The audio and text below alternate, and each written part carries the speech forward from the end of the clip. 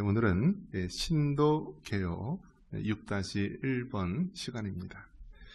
사람의 타락, 죄, 형벌에 관하여.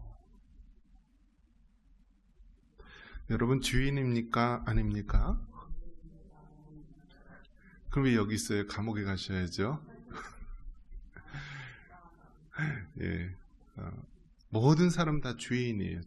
주인인데 세상 사람들과 예수님 믿는 그리스도인의 차이가 있다면 그들은 말 그대로 그냥 주인이고 우리 예수님 믿는 사람은 사함받은 주인입니다. 우리가 이 땅에 사는 동안 죄성, 죄된 성품, 죄된 성향을 가지고 있습니다. 죄성이 있습니다. 그래서 이것을 인정하고 살아가는 것이 굉장히 중요한 것입니다. 여러분 죄를 이길 수 있습니까? 여러분이 죄를 이길 수 있다라고 하는 그 한계치는 얼마나 될까요? 예. 길에 100만 원짜리 하나 떨어졌어요. 5만 원짜리로. 어떻게 하실 거예요? 주워요? 주워서 어떻게 해야죠? 네, 경찰에. 네. 그거는 이제 중진국 스타일이에요. 네. 주워서 경찰서에 간다 하면 나는 믿는데 다른 놈들은 못 믿겠다. 그래서 내가 경찰서 갖다 주는 게 주워서 갖다 주는 거고, 선진국은 어떤 거죠? 네, 선진국 가만 놔둔다라고 합니다. 나도 안 건들고 다른 사람도 안 건들 그런 믿음이 있어야지만 가만 놔두는 거예요. 후진국은 어떻게 하죠? 네, 그냥 달려 들어가서 그냥 냅다 이렇게 들고 나르죠. 자, 이것이 그냥 우리가 흔히 우스갯소리로 이야기하지만, 그러면 이것이 일반 보통 서민이나 보통 사람들의 모습이냐? 그러면 과연 공부를 하고 지식을 쌓고 유명한 아주 명사라든지 또 지식인이라든지 권력을 가진 자라든지 그런 사람들은 과연 어떨까? 그런 사람들은 과연 죄를 안 지을까? 어떻게 하죠?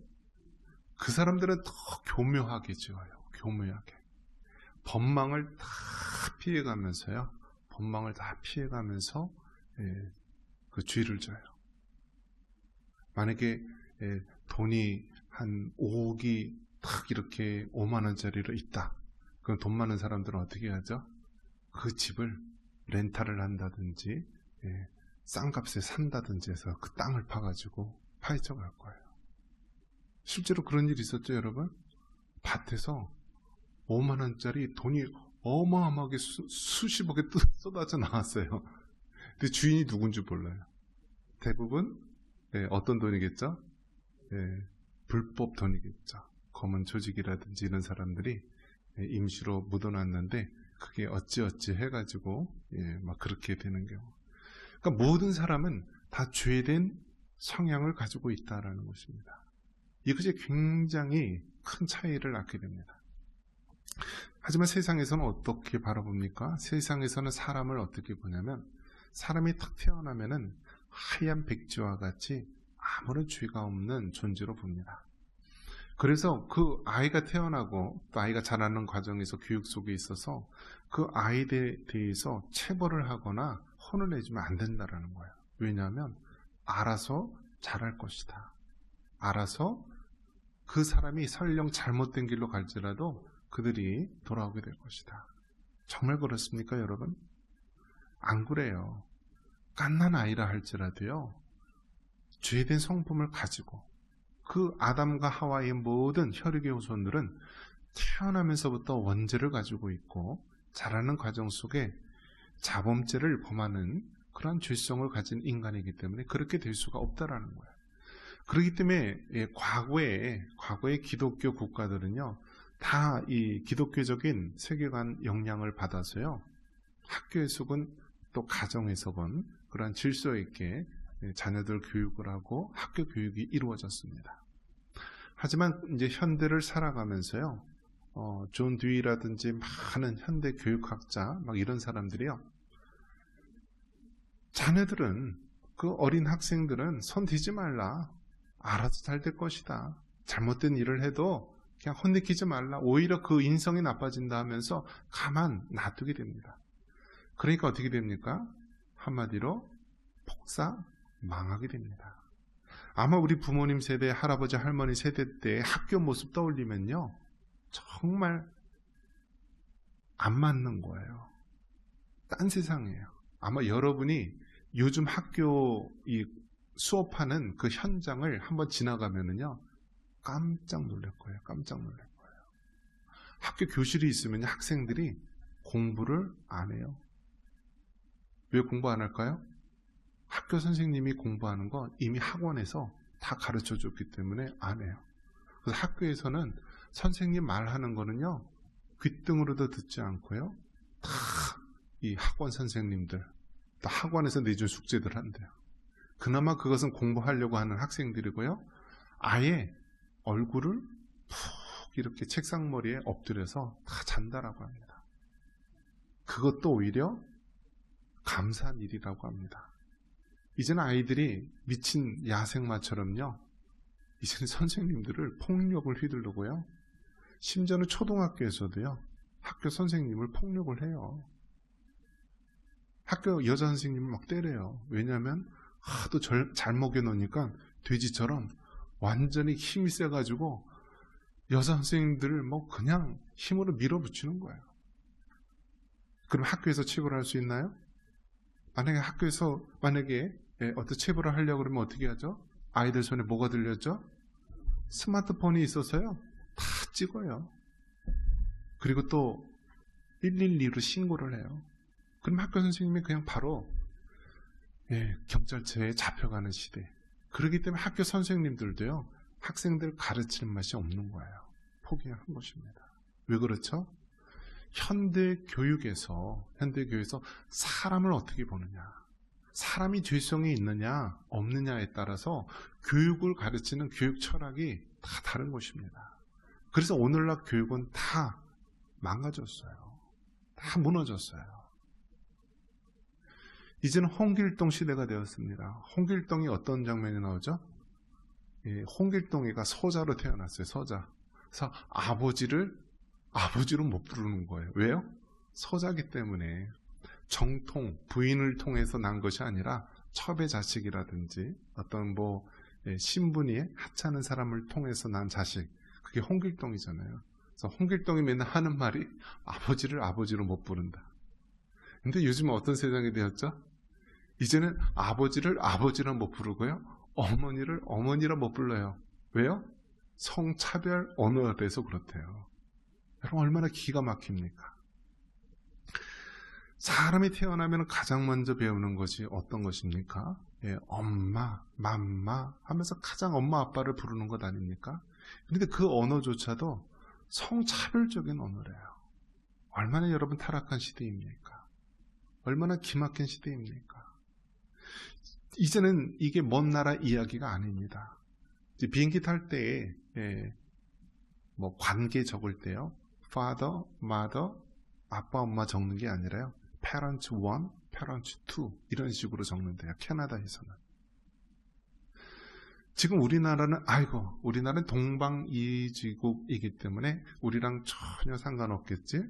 천만에요. 지금 어떤 법이 만들어지고 있습니까? 차별금지법. 그래서 동성애가 죄다. 남성, 여성 위에 또 다른 성이 있다라는 것은 기독교적인 가치에 반하기 때문에 잘못된 것이다라고 하면은요, 이게 성차별법에 의해서 처벌받는 세상이 되는 거예요. 성차별. 그러면 우리 교회는 그래도 하나님 말씀대로 꿋꿋하게 해나가면 되지 않느냐? 여러분, 돈 많이 있어요? 부산에 있는 세계롭교회 손현보 목사님이 코로나 때 예배 드린 거요, 지금 벌금 나오기 시작했어요. 얼마나 악한 사람들입니까? 가만히 눈치 봤다가요, 정권이 바뀌고 이렇게 되니까 이제서 벌금이 나와요.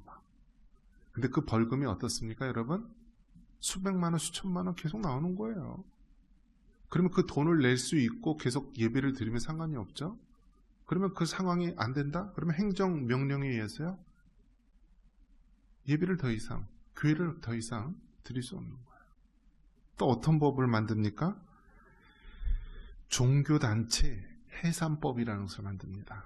한번 따라해 볼까요? 종교단체 해산법. 종교단체, 즉 교회, 기독교라 할지라도 그 현 정부나 현 법에 어긋나는 일이 있으면은요, 그 종교단체를 해산시킬 수 있다라는 거예요. 즉 우리 청산교회 해산할 수 있다라는 거예요. 폐쇄할 수 있다. 우리 청산교회가 소속된 대한예수교 합동 측, 대한민국에서 가장 큰 교단 만천교회가 있는 교회, 그런 교회도 해산시킬 수 있다라는 거예요. 그게 종교단체 해산법이라는 것을 이미 다 법을 만들어서요, 지금 상정하고 있어요. 이게 저 북한의 이야기입니까? 우리나라 남한에 살고 있는 우리의 이야기예요. 여러분 돈 많이 있어요? 그 벌금 다 낼 그런 상황이 되나요? 어떻게 되죠? 일제시대 때 1938년도에 일본에서는 신사참배를 허용할 것이냐 말 것이냐. 그런데 그 당시에 선교사님들이 결단을 해야 됐습니다. 정말 그 신사참배를 하고 교회나 아니면은 그 미션 스쿨, 중고등학교, 대학교 이런 학교를 유지하느냐, 아니면 하나님 말씀대로 신사참배는 우상숭배이기 때문에 거절하고 학교 문을 폐쇄해야 되느냐. 근데 정말 그 믿음의 선교사님들이요, 학교를 포기하고요, 선교지에서 쫓겨나는 것을 감수하면서요, 그 신사참배를 받아들이지 않고 다 학교 문을 닫았어요. 평양신학교도 그렇고요, 그 북한에 있는 숭실대학교도 그렇고요, 많은 학교들이 그렇게 했습니다. 이 타락된 법안, 타락된 주약에 대해서 타협한 사람들은 그래도 어떻게든지 교회를 유지해 나가야 되지 않느냐, 어떻게든지 그래도 선교사님들이 세웠던 이 학교들을 우리가 유지해야 되지 않느냐 하면서 타협한 그런 분들도 있었습니다.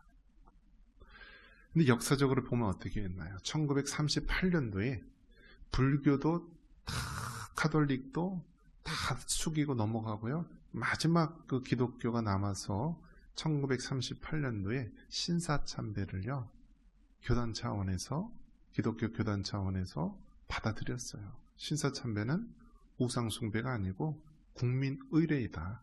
그러니 이거는 해도 된다라고 해서 1938년도에 그렇게 우리나라 기독교가 그렇게 무릎을 꿇게 됩니다.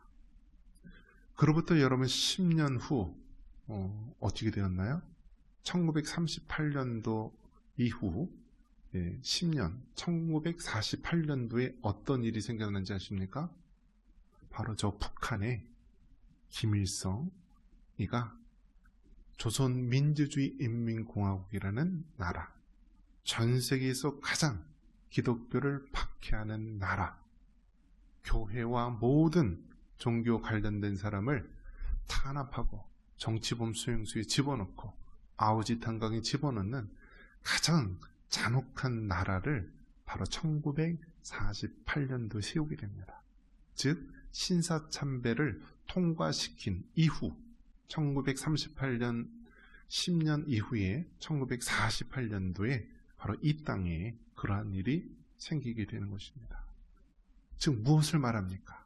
죄에 대해서 우리가 용인하고 넘어갈 때요, 이것이 마치 누룩과 같이 퍼져서요, 결국 한때는 저 북한에 있는 평양을 동방의 예루살렘이라고 할 정도로 가장 기독교가 번성한 그런 나라였지만, 죄에 대해서 용인하는 그러한 굴욕적인 모습 때문에 결국 신사참배를 허용한 10년 후 같은 날에 저 북한 땅에서는 공산당, 김일성 공산당이가 가장 기독교를 박해하는 나라를 세우게 된 것입니다. 이것이 바로 우리가 처한 상황입니다. 역사는 반복되는 것입니다. 그 역사를 바로 깨닫지 못하게 된다면 그 죄의 악순환, 그 고통의 악순환이 계속해서 반복되는 것입니다. 오늘 읽은 창세기 3장 6절에 바로 최초의 사람 아담과 하와가 하나님의 말씀을 어기고 선악과를 먹음으로 말미암아 인간 세계에 죄가 들어오게 됩니다. 그 선악과를 봤을 때 보암직하고 먹음직하고 지혜롭게 할 만큼 탐스럽다라고 합니다. 그러한 죄악이요, 지금 우리 현실에 와 있는 것입니다. 그 죄는, 선악과라고 하는 죄는 이제는 다른 형태로 우리에게 다가오고 있습니다. 여러분 어떻습니까? 나라에서 공짜로 돈을 줍니다. 좋아요, 안 좋아요? 돈 주는 거 저도 좋아요. 왜요? 돈으로 얼마든지 유익하게 쓸 수 있으니까 좋아요. 돈 싫어하는 사람은 없겠죠. 돈으로 필요한 거 사고요. 돈으로 배우고. 돈은 정말 필요한 거죠. 그런데 돈은 가치 중립적인 거라서요.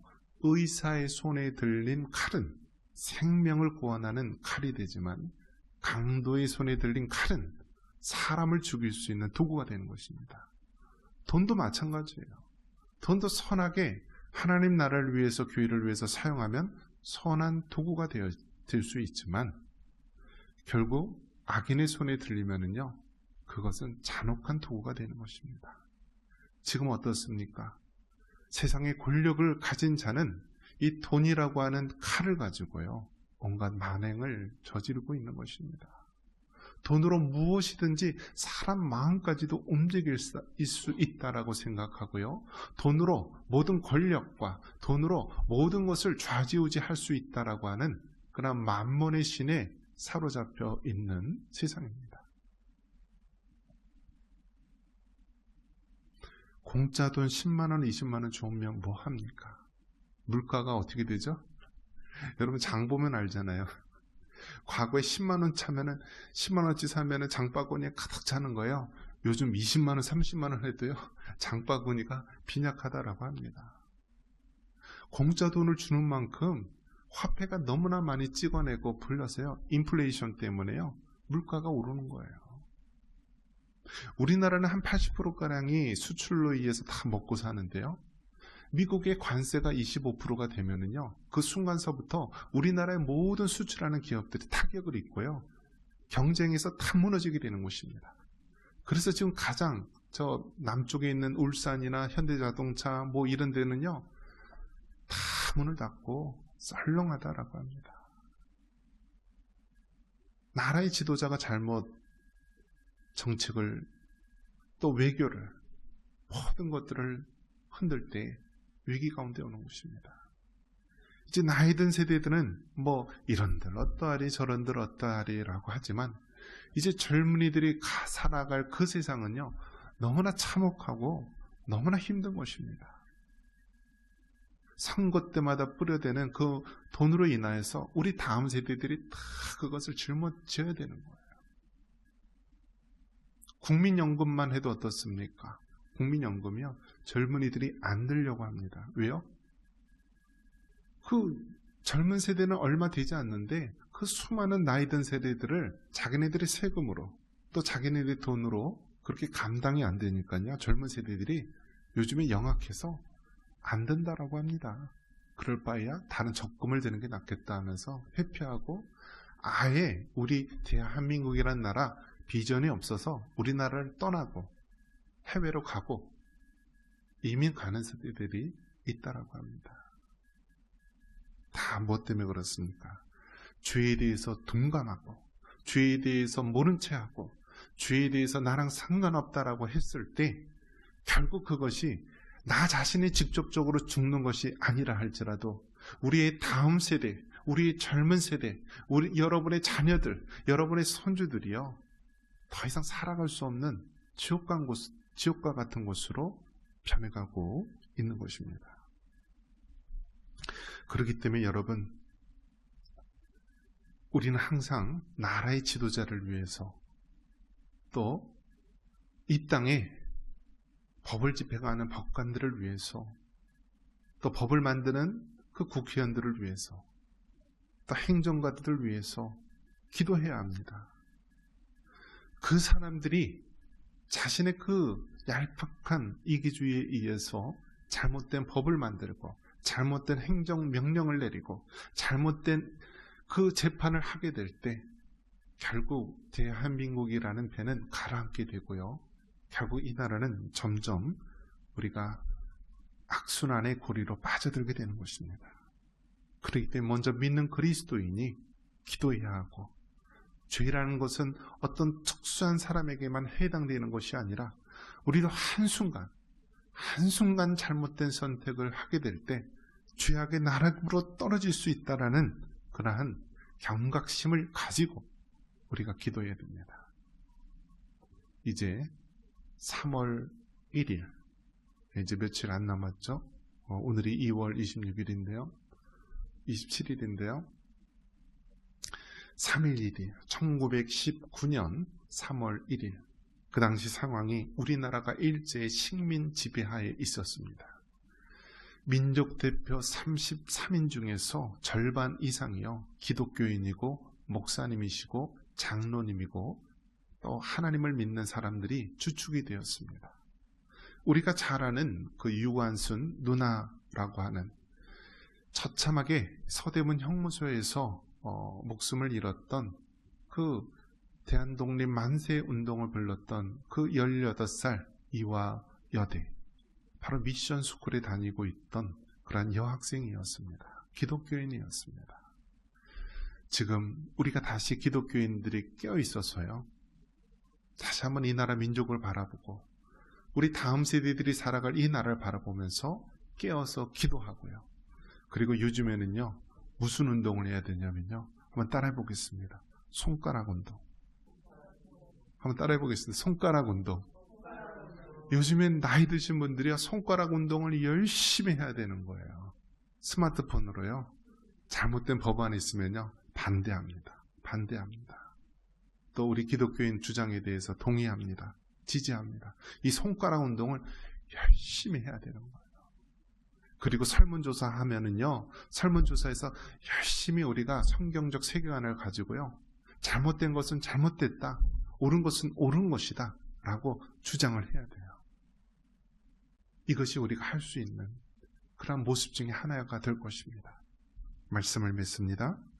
사람의 타락, 죄, 형벌은 아담과 하와 때부터 시작을 하여서 중세 때나 또 일제 신사 참배 때나 오늘도 여전히 우리에게 직면한 문제입니다. 우리가 늘 이 죄에 대한 경각심을 가지고 끝까지 하나님 편에서 승리할 수 있는 우리 모두가 되기를 주님의 이름으로 축원합니다.